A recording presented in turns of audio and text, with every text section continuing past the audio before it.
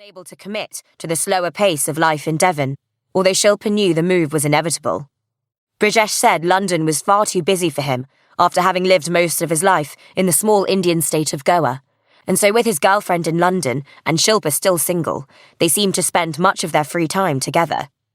When Brijesh's landlady decided to double his rent, Shilpa offered him her spare room at a fraction of the cost and in a much better location. "Tanvi?" she asked. "Conference she couldn't get out of," Brijesh said. "Come see this," he added, looking back at the television screen. "I don't need to watch it play out on television. I was there, remember?" Shilpa clasped her hands together to stop them from trembling. "Do you know that Roy Arden owned most of the land in Otter's Reach and Mermaid Point? He sold it off piece by piece in the 80s and 90s, getting richer with every transaction. He made a killing." "Have you been reading that local history book again?" she asked. Brijesh leaned over to the side table and picked up the dog-eared book. Shilpa adjusted her cardigan. She was wrapped in anxiety.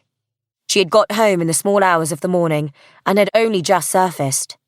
Every time she thought about the party and what had happened, she felt a fresh wave of nausea. Brijesh picked up the remote and muted the television. He turned to face her.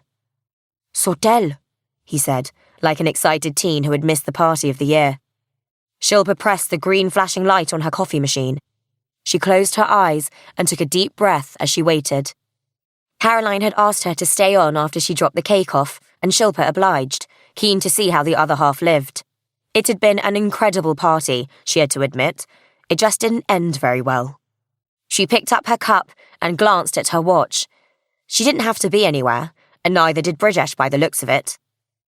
"It was pretty amazing," she said, and then stopped. It felt wrong to speak about yesterday, and yet she wanted to share what she had seen. Brijesh would appreciate the fine detail and the trouble that the Ardens had gone to. "And?" he asked impatiently. Shilpa sat down on the sofa, leaning back into the soft cushions with her cup of coffee.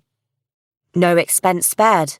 White orchids everywhere, sparkling lights in the liquid amber trees that border the property, free-flowing Bollinger, and a wonderful string quartet. Shilpa allowed herself to think back to Roy Arden's 80th birthday gathering. Opulent was the only word she could use to describe it. There must have been at least 150 guests dressed in the best designers. Lots of flowing silks in bright colours, men in chinos. "Would you expect anything less from a first-class tax evader?" Brijesh asked. Shilpa looked at her friend blankly. "He was mentioned in that tax avoidance scandal."